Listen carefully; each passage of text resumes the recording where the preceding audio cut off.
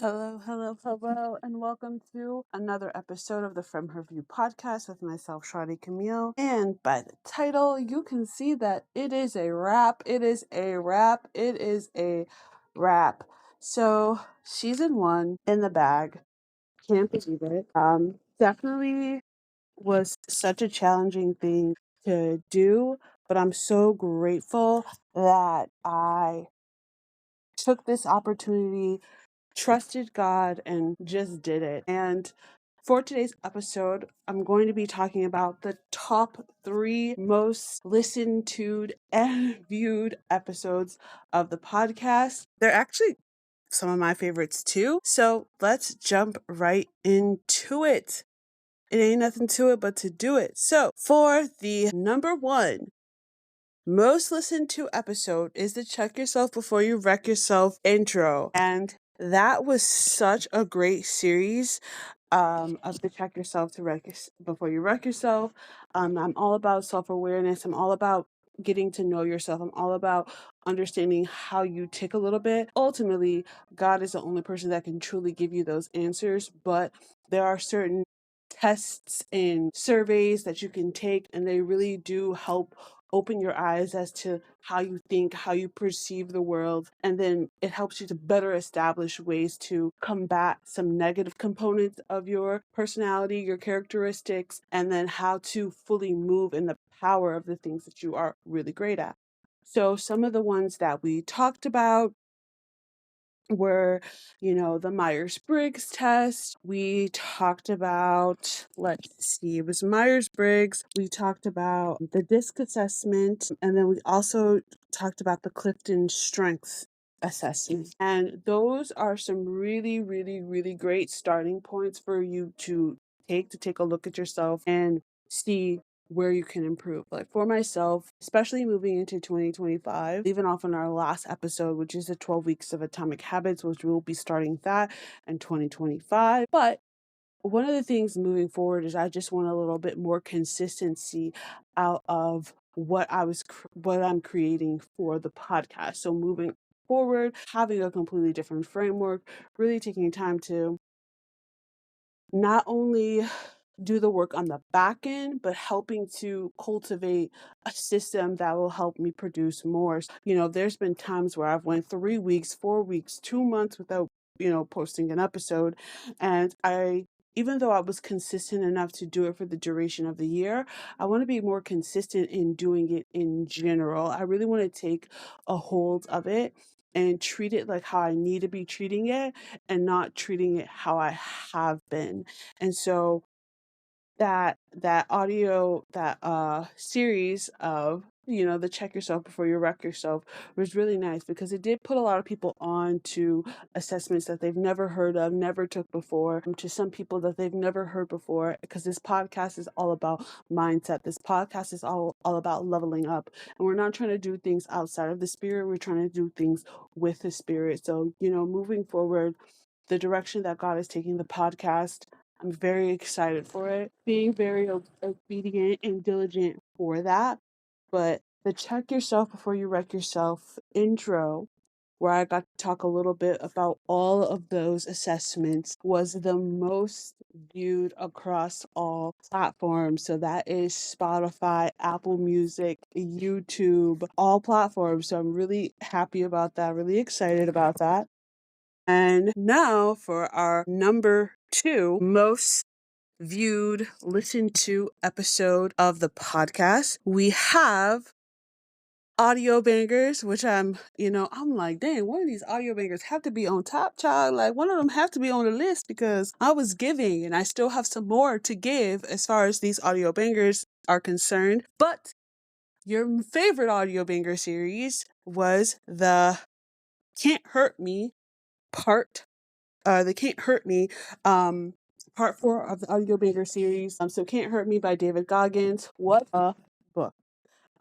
If you haven't listened to the episode, and if you've never heard of this book, and if you've never heard of David Goggins, I'll give you the short form of David Goggins' story. He is a biracial man from Indiana, had a very checkered upbringing, full of a lot of pain, full of a lot of anger, full of a lot of fear, full of a lot of pain and suffering. And he was very depressed, very, very angry for a long time. And he took an opportunity to bet on himself. He lost a considerable, stupid amount of weight in a short amount of time so he could physically qualify to go into the armed services. And so he, has accomplished so many things along the way. But his story is so amazing because it helps you sit. So let me clarify what this podcast means to me and just my what actually interests me in bringing it to the podcast. I'm all about mindset. I'm all about how things tick. There's certain people that are really good with taking broken things and fixing them. I'm really interested in taking things as they are and seeing how they work, kind of like dissecting them and breaking them down and saying, like, oh, that's how you tick and this and that. And so that is one of the things that really intrigued me about his story, because a lot of the times we see the product of years of preparation, years of preparation. Everyone always thinks that there's a point in which you've arrived and that's the blessing. But for me, the blessing is always the journey. 2024, man, has been a year. It's been a year where I had to trust God. It's been a year where, like, honestly, thinking about it, I feel like I lived 5 years within a year. It's been a lot of, not only me questioning God, but questioning myself, questioning other people, but really leaning into my gifts in understanding who I am at a different level. This year, I feel like I've leveled up in my relationship with Christ to the point where I'm going into this next year completely changed. And when I tell you that you can have an encounter with God that literally just flips a switch and you're just like, on a different playing field. I literally had one of those experiences this past week where I literally flipped the switch and I was like, look, a lot of people think that, um, you know, they perceive me in a certain way, but really I'm the silent killer. Really, I'm the deadly assassin. And my eyes, the way that God has me to see the world, the perspective in which I see things, even the things that I desire in my heart, are very intentional, very important. People see me where I'm at right now, and they don't think that there's any struggle, there's not any life lessons that happened to me. They don't think that there's anything that has shaped and molded me. They see me at this point and they think that I demand what I demand because I'm a brat, which I am bratty. But I demand what I demand because I know what it's like to have point A and then to get yourself to point F, and then for someone to think that they can take you back to point C. It's just not about to happen.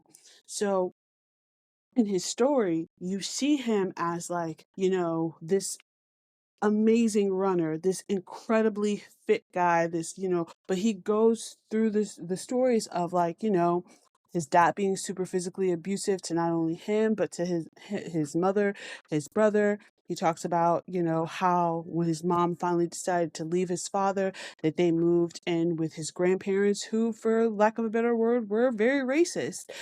Because you can have, you know, Black grandkids, you can even have Black children, or of any other race other than yourself, children, and still be racist and not try to identify nor open your mind to their life experience. It's not a shared experience that you're going to have, but it's a life experience that they are going to have, and you don't even mentally prepare them for that, nor do you empathize with them. So he learned structure from his grandfather because his grandfather was in the military, or in the armed forces, and so that sparked for him to join the armed forces. I say armed forces because at this current moment in time, I can't remember off the top of my head what that was.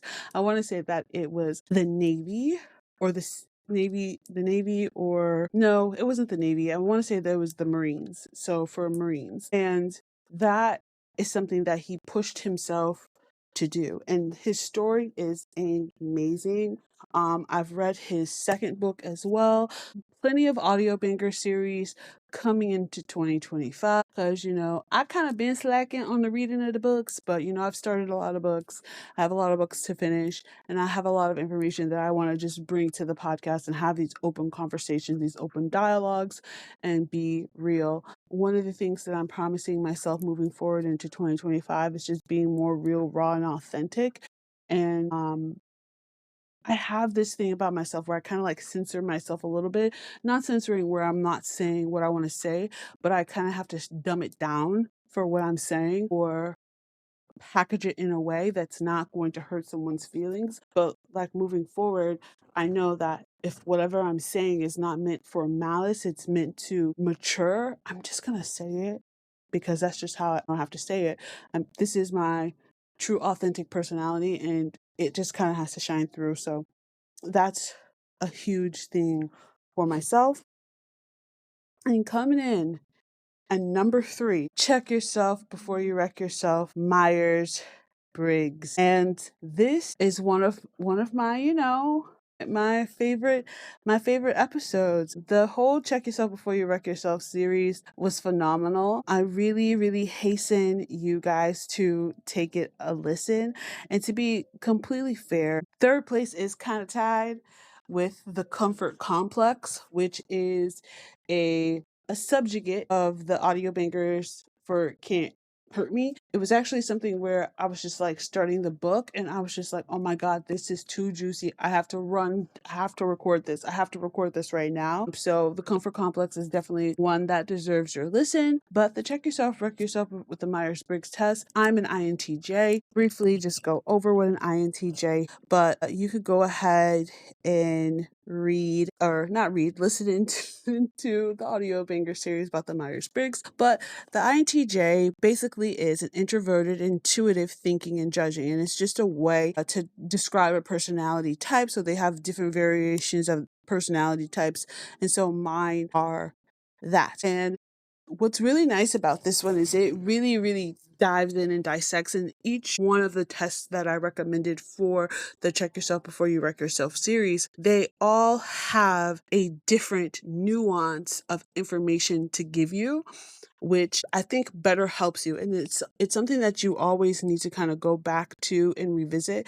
Like even for myself, I need to go back and revisit those things. Sometimes you just need to, write them out on a big flip chart and post them, because I will write some stuff on a flip chart and have it posted in my bedroom, and just something for me to look at and to just wake up when I see it, and just like it reminds me of things that I need to do, or things that I've accomplished, or what I'm trying to go for. So it's super important that we take stock of our talents, and how we think, perceive our natural strengths are very important. So some of the things to describe my personality type is I'm analytical. That means I'm a logical thinker. I focus on the big picture and abstract information, which is quite funny because I've been told that I am emotional, but I'm emotional because I logically understand what the heck you're trying to do. Like, you're showing me one hand, but I already see that the hand that you got hidden, and I'm already seeing the cogs turning in your head and what you're trying to do.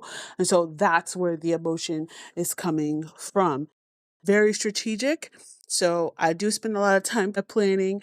I am very intentional with the things that I do. If I'm going to do something, I'm not as impulsive as I used to be. I think in my youth, I was very impulsive. I have impulsivity every now and again, but I am a lot more strategic than I tend to be. So this means I'm innovative and I'm able to come up to solutions to complex problems. So I am a problem solver. That is my strength. It's kind of funny because things will just happen in my life and I'm just like freaking out for all of 5.5 seconds. Then I'm giving glory to God.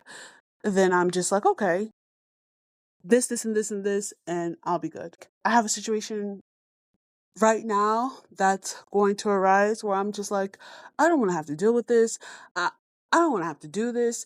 But at the end of the day, if I have to move some things around, if I have to make some other things happen, I'm fully okay with that. It may seem like a step back, but it's actually a step forward. At whatever regard, I'm going to be excited for the outcome. I'm also very independent. If you have met me, if you know me, I am very independent. I do prefer to work alone, but there's a caveat. I don't mind working with other people. And one of the things that I learned along the way, because it used to make me very impatient, very annoyed about people, in turn of, instead of, like waiting around for them to do something, I kind of have the I take the initiative and strike up the conversation of, well, maybe we should do this or maybe we should do that, like the seed planting or the brainstorming aspect. So that is a part of my personality that I really try to do. Also, characteristics of this personality is a perfectionist. I agree and I don't agree. So in the way that they see a perfectionist, this is someone that's self-confident and hardworking and also can come across insensitive, which I am those things. I'm not even gonna hold you. I am those things. But I'm not a perfectionist in the sense of everything has to be perfect, dies, audit, T's, cross, all of that. It's not like that. It's just I am confident. And I've been so unconfident in different areas of my life that at this big age, I dare you to try to steal my confidence. You'll be hard pressed to do so. And then one of the characteristics is also being very reserved. So I'm reserved. I will tell you that. And it's so funny because if you look at my disc assessment, I am a D for the disc assessment. So I'm very decisive, outspoken and everything. But I also do have introverted capabilities. So I kind of teeter along that line. If I have a opportunity where, I'm speaking to a large room, I'm speaking to an audience, I'm on stage, I ain't never scared. Like I used to speak on stages, I used to command audiences for a very long time for a living. And so it doesn't matter if I'm talking in front of 2 people, 5 people, 10 people, 50 people, 60 people, 100 people, 1,000 people. It doesn't bring fear into me, but I am a person that is very curious about things around me, which is what this description is. And I do prefer an intellectual challenge and a discussion.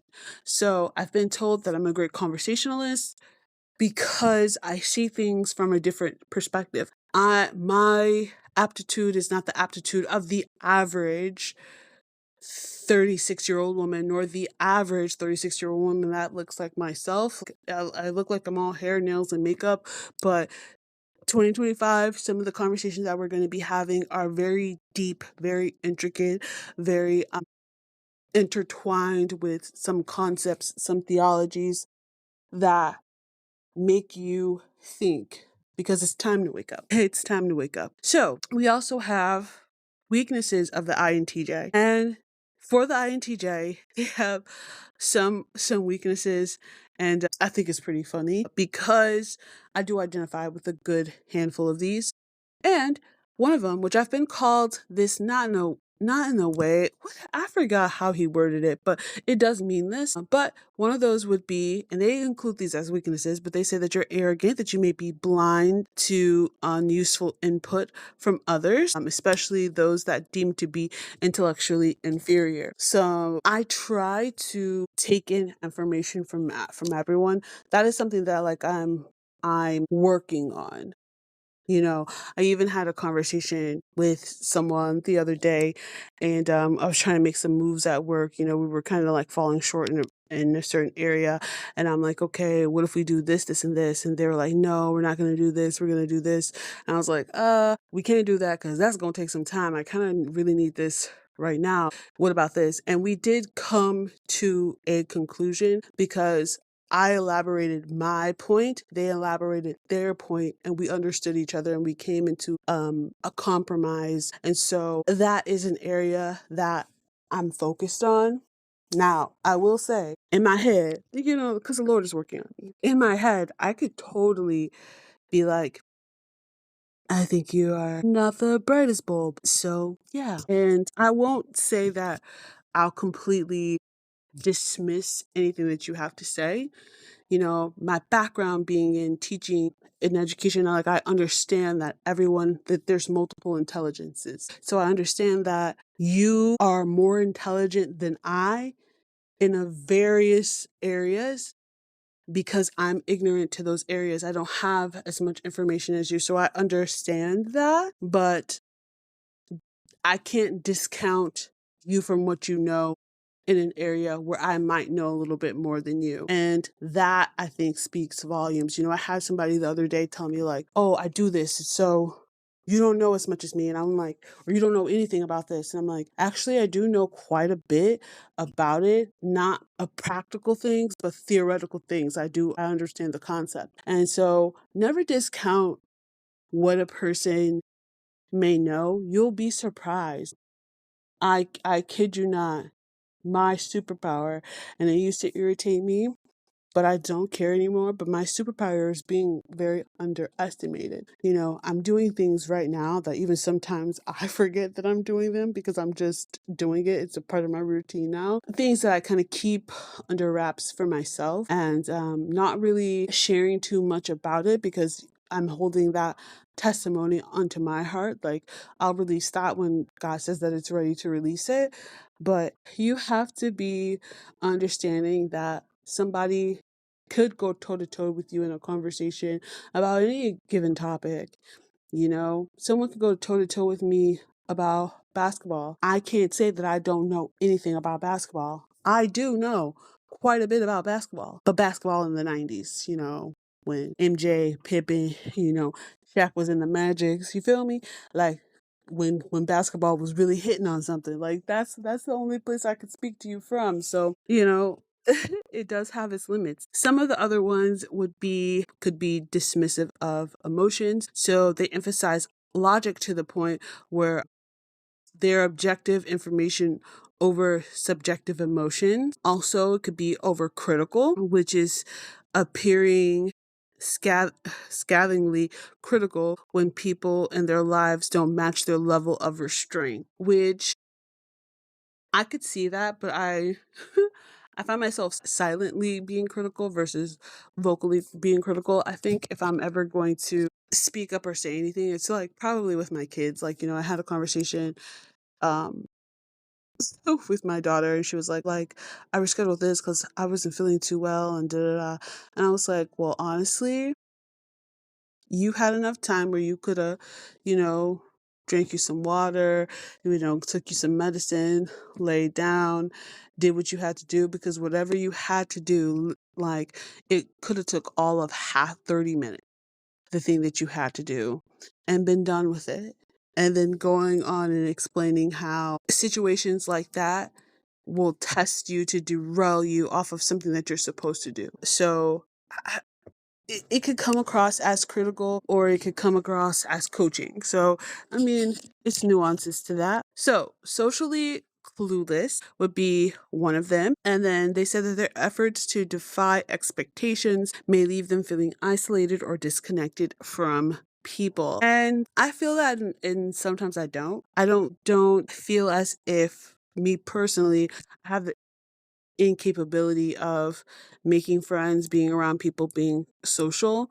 If anything, I'm just ridiculously busy and I don't have the time to dedicate to that versus just being socially clueless. So those are just some of the things to hit on. But one of the things that I do want to say is that INTJ is the rarest personality type, and only 1% to 4% of the population are this way, and they call us the architect. Careers that would match for us would be lawyers, engineers, physicians, teacher, I used to do that, dentist, psychologist, entrepreneur, scientist, judge, computer programmer, military officer, technology specialist, strategist. So this really does kind of help you learn a little bit about yourself. And not all of it is going to be like, oh my God, it's the Bible and they're telling me exactly about myself. Because no, some of those weaknesses that they listed, I don't identify with. I just don't. I could see how it could be perceived outwardly like that, but I'm in my head, I'm in my person, so I know my intentionalities behind those things. So those were top 3 episodes of 2024. And I just want to say that I'm extremely thankful to everyone who has given the podcast a listen, who have been loyal fans, who have taken the time to listen to From Her View, From My View, literally taking the podcast in a different direction, which I'm very excited because this different direction will be talking about some of those topics and things that I was just like, I don't want to talk about things that are like in the news, in the media at this current moment in time, but my voice is going to be released on some of those things because it just needs to be said. But I did want to shout out some of the countries that have been giving your girl a listen. And so obviously US, what it do? Sweden, Russia, UK, China, Taiwan, and Algeria. Thank you so much, everybody that supported the podcast, listened to the podcast. I really, really, really appreciate it. And it's my duty to do more, give more in 2025. And this has been another episode of the From Her View podcast with me, Sade Camille. See y'all later.